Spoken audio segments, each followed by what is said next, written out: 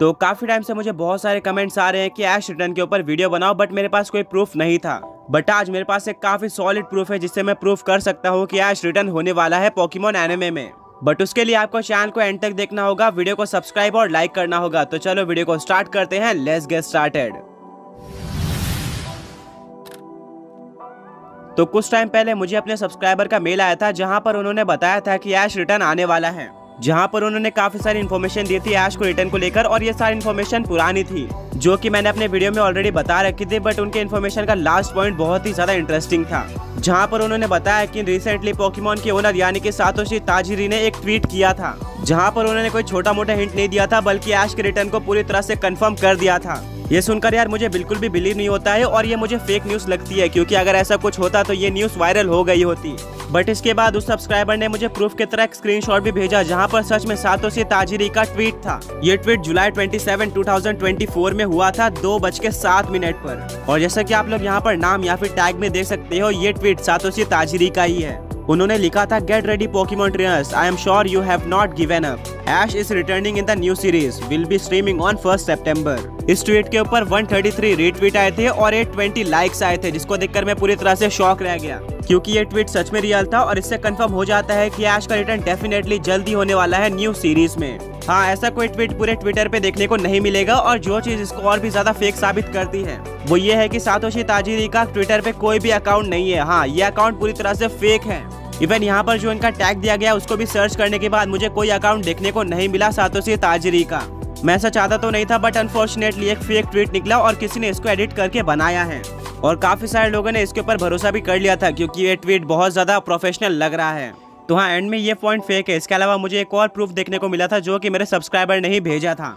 ये प्रूफ 19 जुलाई 2024 का था। ये कोई फेक प्रूफ भी नहीं था क्योंकि ये वेबसाइट पर था, जिसको देखकर यार मैं बहुत ज्यादा एक्साइटेड हो जाता हूँ, पर जब मैं इसके बारे में रिसर्च करता हूँ तब मुझे वापस से डिसअपॉइंटमेंट हाथ लगती है। हाँ, भले ये प्रूफ बिल्कुल लेटेस्ट था, बट इसके अंदर जो इन्फॉर्मेशन थी वो बहुत ही ज्यादा पुरानी थी। यहाँ पर वो 1 साल पहले के इंटरव्यू के बारे में बताया गया था, जहाँ पर पोकेमॉन के डायरेक्टर कुनिहिको युयामा ने रिवील किया था कि ऐश बहुत जल्दी पोकेमॉन एनिमे में रिटर्न आएगा। वो हमेशा के लिए नहीं गया है और वो हमेशा 10 साल का ही रहने वाला है। और ये इंटरव्यू तब का है जब ऐश ने पोकेमॉन एनिमे को रिलीव किया था, यानी कि इसका भी रेफरेंस पॉइंट बहुत ज्यादा पुराना है। वेल, कोई बात नहीं, अब मैं आपका टाइम वेस्ट नहीं करूंगा और आपको कुछ ऐसे सॉलिड प्रूफ बताऊंगा जिनको देखकर कंफर्म हो जाता है कि ऐश का रिटर्न होने वाला है। वेल, जब से पोकेमॉन होराइजन स्टार्ट हुई है हमें ऐश का कोई भी हिंट देखने को नहीं मिला है।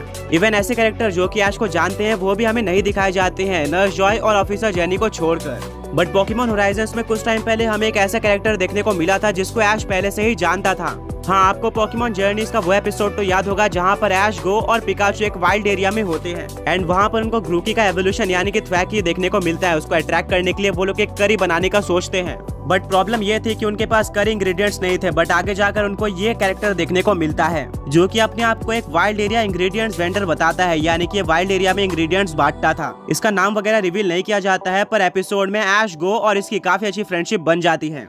आप लोग इस पोकेमॉन ट्रेन को याद रखो और अब फास्ट फॉरवर्ड करते हैं पोकेमॉन जर्नी से पोकेमॉन होराइजन्स में, जहां पर लीको, रॉय और उसके फ्रेंड्स होते हैं एक वाइल्ड एरिया में और वहां पर वो कैरेक्टर से मिलते हैं। एंड गेस व्हाट, वो कैरेक्टर और कोई नहीं बल्कि वाइल्ड एरिया इंग्रेडिएंट्स वेंडर ही होता है। वही कैरेक्टर जो कि ऐश और गो को पोकेमॉन जर्नीज में मिला था और उसने इंग्रेडिएंट्स देख के थ्वाकी को अट्रैक्ट करने में ऐश और गो की हेल्प करी थी। इवन ये कैरेक्टर लीको, रॉय और उसके फ्रेंड्स को करी बनाने में ही हेल्प करता है, जो कि एक काफी ज्यादा बड़ा हिंट था पोकेमॉन जर्नीज का। और ये पूरे पोकेमॉन होराइजन सीरीज में सबसे पहली बार हुआ है जहाँ पर किसी ओरिजिनल पोकेमॉन एनिमे के कैरेक्टर को रिटर्न करवाया गया है, जिसको ऐश जानता था। बट क्वेश्चन ये है कि क्या ये हिंट हो सकता है ऐश के रिटर्न का पोकेमॉन एनिमे में या फिर पोकेमॉन होराइजन्स में। वेल हाँ, ये काफी बड़ी चीज है कि हमें एक पुराना कैरेक्टर पोकेमॉन होराइजन सीरीज में देखने को मिला है, यानी कि पोकेमॉन क्रिएटर्स पूरी तरह से पुराने सीरीज को इग्नोर नहीं कर रहे, वो कुछ ना कुछ हिंट दिए जा रहे हैं। एंड अगर लीको और रॉय इस वाइल्ड एरिया इंग्रेडिएंट वेंडर से मिले थे तो इसका मतलब ये भी है कि वो लोग किसी ओरिजिनल रीजन या फिर गला रीजन में ट्रैवल कर रहे हैं, जहाँ पर ऐश के मिलने के चांसेस बहुत ज्यादा हैं। Pokemon name to be Pokemon master के लास्ट एपिसोड में कंफर्म हो गया था कि ऐश अभी भी ट्रैवल कर रहा है, तो वो किसी भी पॉइंट पे रिटर्न आ सकता है। और ऐसा भी हो सकता है कि लीको और रॉय डायरेक्टली ऐश से मिल जाए। हो सकता है कि ऐश उनको एक कैरेक्टर की तरह ना मिले बल्कि वो एक पोकेमॉन मास्टर की तरह मिलेगा, जहाँ पर लीको और रॉय ऐश से इंस्पायर होंगे और वो एक वर्ल्ड चैंपियन को देखकर इंप्रेस हो जाएंगे, क्योंकि ऑब्वियसली करंट टाइम पे पोकेमॉन वर्ल्ड चैंपियन पूरे पोकेमॉन वर्ल्ड का सबसे ज्यादा बड़ा टाइटल है। और अगर लीको और रॉय एक वर्ल्ड चैंपियन से नहीं मिलते हैं तो ये बिल्कुल भी सेंस नहीं बनाएगा।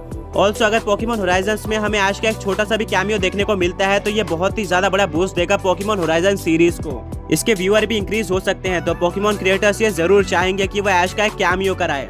और ऐसा भी कहा जाता है कि ऐश, लीको और रॉय सभी लोग एक ही टाइमलाइन में हैं क्योंकि वो सेम कैरेक्टर से मिले थे सेम जगह पर। एंड अगर ऐश और लीको एक सेम टाइमलाइन में है तो इसका यूज करके हम थियरी बना सकते हैं।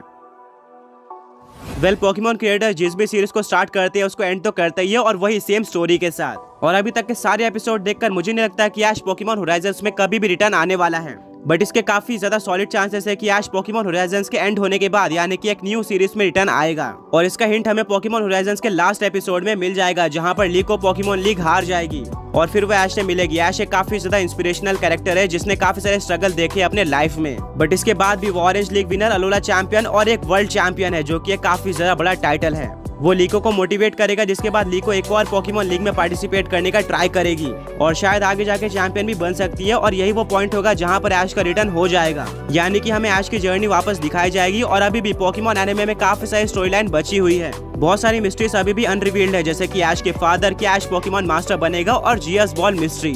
अगर ऐश रिटर्न आ जाता है तो हो सकता है कि वो अपने फादर से मिले या फिर पोकेमॉन मास्टर बनने का ड्रीम कंप्लीट करने जाए। अभी भी ऐश के जर्नी में काफी कुछ बचा हुआ है और इसकी भी एक पॉसिबिलिटी है कि हमें एक न्यू पोकेमॉन मूवी देखने को मिले, जो कि पूरी तरह से ऐश के ऊपर बेस्ड हो और एक अलग टाइमलाइन में हो। ये मूवी तब भी रिलीज हो सकती है जब पोकेमॉन होराइजन चल रहा हो, क्योंकि पोकेमॉन जर्नीज के टाइम पे हमें एक मूवी देखने को मिलती है जो कि थी Pokemon movie secret of the jungle. यहाँ पर ऐश बिल्कुल एक अलग टाइमलाइन में था और उसके आउटफिट वगैरह भी चेंज किए गए थे। ये पोकेमॉन जर्नीज वाला ऐश नहीं था। और यहाँ पर वो कोको और जरूर से मिलता है, जो कि एक मिथिकल पोकेमॉन है, जिससे पता चलता है कि अभी करंट एनिमे और करंट मूवी दोनों में कोई भी रिलेशन नहीं है, वो अलग अलग है। तो हाँ, ऐसा हो सकता है कि पोकेमॉन होराइजन्स के चलते हुए हमें एक न्यू मूवी देखने को मिले जहाँ पर ऐश हो और वो डिफरेंट टाइमलाइन में हो। यही सारी थियरीज थी जो कि मैंने बनाई थी। तो गाइस यही था आज के इस वीडियो में। अगर आपको वीडियो पसंद आई है तो लाइक करना मत भूलना, साथ में चैनल को सब्सक्राइब करके बेल नोटिफिकेशन को ऑल पे सेट कर देना। एंड हाँ, दोबारा मिलेंगे एक और ऐसे ऑसम वीडियो के साथ। Until then, peace out.